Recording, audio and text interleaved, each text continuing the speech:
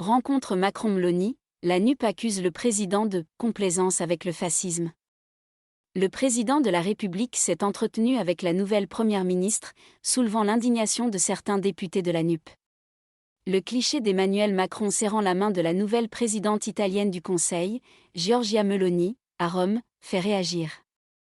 La photo, publiée sur le compte Twitter d'Emmanuel Macron, est accompagnée d'un message « En européen, en pays voisins, en peuples amis, avec l'Italie nous devrons poursuivre tout le travail engagé », peut-on lire.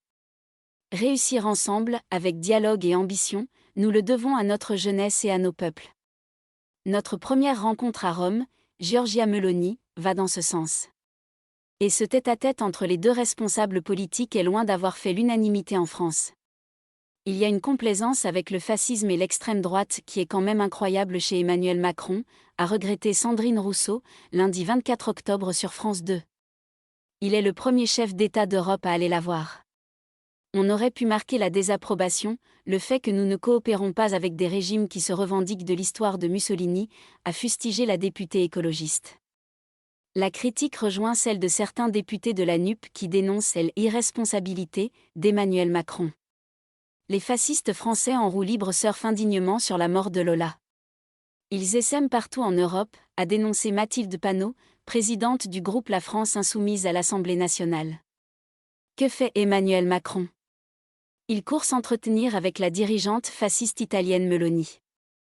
Et l'élu de Seine-Saint-Denis Thomas Porte de renchérir. Partout ce week-end, des nervis identitaires accompagnés de néo-nazis ont manifesté dans les rues du pays en poussant des cris racistes. Le député a ensuite dénoncé le « silence » de Gérald Darmanin et la rencontre d'Emmanuel Macron avec la « fasciste » Giorgia Meloni, les digues deviennent des ponts.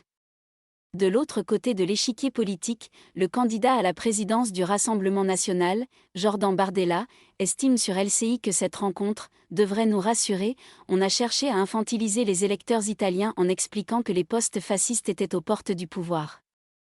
Puis on se rend compte que tout se passe bien. J'espère que ce gouvernement italien réussira à endiguer cette vague migratoire que subit l'Europe tout entière.